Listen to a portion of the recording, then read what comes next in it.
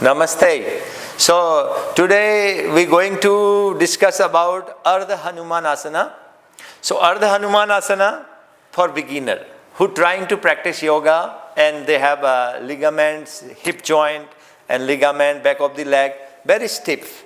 So for them the Hanumanasana start with the Do Hanumanasana with the light stretch and every day 3 to 5 times, 5 to 7 times can practice. So Do Hanumanasana for how you go from the Adho Mukha Svanasana. So you should go going to the Adho Mukha Svanasana.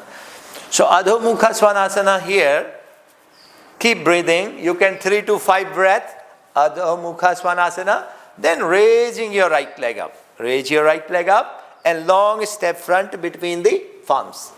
Yes. Left knee on the ground here and toes back. Good.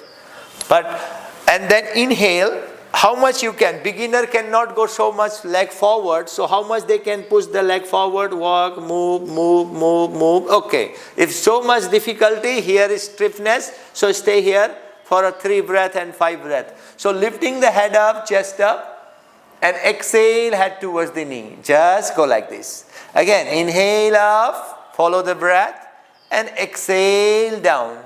So slowly you will have 3 to 5 breath, working 5 to 7 breath and hold this posture. If you feel you can go little move forward, inhale, then little bit can be move, stretch the leg and stay here. 3 breath, 5 breath hold and then after exhale, support your palms, head up and go back to down dog pose. Adho Mukha Svanasana. Support toes and down dog pose. Inhale. And exhale, child pose, relax. Very good. So this is for Ardha Hanumanasana for beginner who is starting practice yoga. They can begin with this Ardha Hanumanasana practice slowly. Their hip will be very good. Their ligament will be nice stretch and good blood circulation supply with your whole body system. Okay? Namaste.